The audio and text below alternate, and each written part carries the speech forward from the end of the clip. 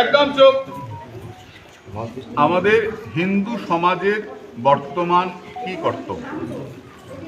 বর্তমানে প্রথমে ধর্মের প্রতি একটা জাগরুকতার প্রয়োজন আছে। আমরা যে হিন্দু, আমাদের যে সনাতন ধর্ম, সেই সম্বন্ধে অনেকেরই কিছু জানা নেই। ধর্ম নামে আমরা বুঝি একটা অন্ধবিশ্বাস, কিন্তু সেটা নয়। এটা হলো এটাই হলো প্রামাণ্য।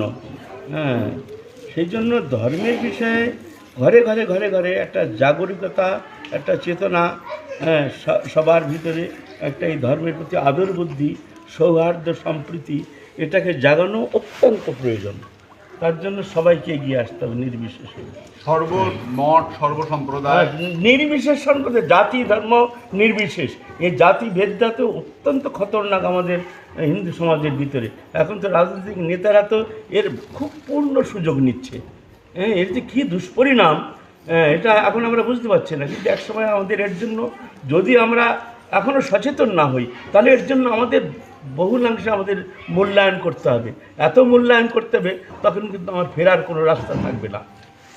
আমার ধর্মের উপরে যখন হস্তক্ষেপ হয়, তখন বলছে চুপ করে থাকা চলবে না, সবাইকে জাগতে হবে, দরকার হলে অস্ত্র ধারণ করতে হবে। আমার কৃষ্ণ বংশী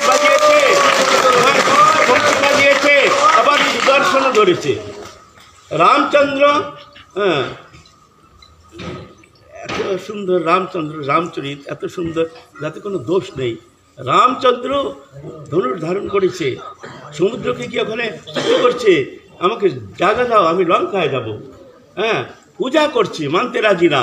তখন মানার জন্য তখন ধনুর বাদ ধরলেন, আমি একটা শোষণ করে নেবো তোমাকে।